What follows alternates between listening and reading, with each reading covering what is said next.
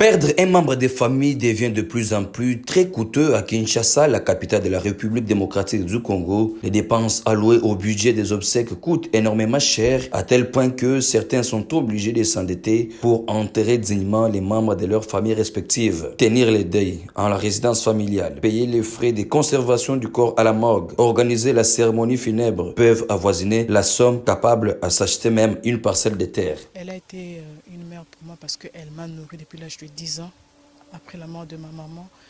C'était vraiment une femme très généreuse, elle avait un grand cœur. Elle était toujours là, pas seulement pour ses enfants, que ce soit ses nièces et ses neveux. Et elle était une femme battante, elle était toujours là pour encourager et fortifier ceux qui étaient dévastés par des problèmes. Elle était toujours présente, c'est vraiment une mère. Elle est une mère pour moi. Si nous avons connu beaucoup de choses dans ce monde, nous avons connu beaucoup de souvenirs avec elle. Lorsque nous partons souvent à Brazzaville, c'est elle qui nous recevait là-bas. Et maintenant, comme elle n'est plus, donc on ne sait plus comment est-ce qu'il faut faire, mais c'est une mère et nous gardons de très bons souvenirs. De très beaux souvenirs. Les obsèques coûtent très cher à Kinshasa, même si les avis sont divisés sur cette situation devenue un problème des sociétés. Bon, je pense que le gouvernement doit faire aussi nous aider par rapport à ça. Comment est-ce que vous, des personnes que vous êtes endeuillées, et vous devez dépenser beaucoup plus encore d'argent, vous payez des $3 000, vous payez peut-être $1 000 pour la salle, et là, lorsque vous venez encore enterrer la personne dans des cimetières, vous payez encore plus de $2 000. Si au moins le gouvernement peut aussi nous aider à rectifier un peu ces genres de prix, à parler avec ces privés, ces particuliers, comment faire pour un peu baisser un peu les prix. Parce que nous voulons quand même enterrer nos proches avec honneur. Ici à Kinshasa, si tu n'as pas beaucoup d'argent, en tout cas, attends-toi à enterrer tes proches dans un endroit misérable. Je pense que le gouvernement doit parler avec des privés, des personnes qui sont des propriétaires des cimetières. Je ne sais pas si il y a aussi des privés, il y a aussi ceux de l'État.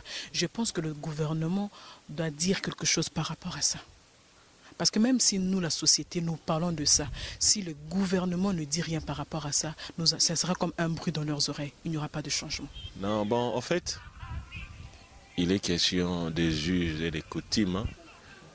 Alors, nous avons notre façon d'enterrer les morts, nous, Africains.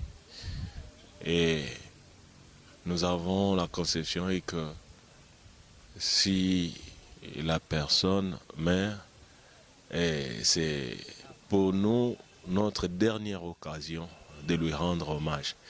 C'est la raison pour laquelle nous faisons tout ce que nous sommes en train de faire. Bon, en fait, les prix ne comptent pas. Et ce qui compte plus, c'est notre gratitude, ce que nous sommes en train de témoigner pour la personne qui est décédée. C'est ce qui compte. Le reste ne compte pas.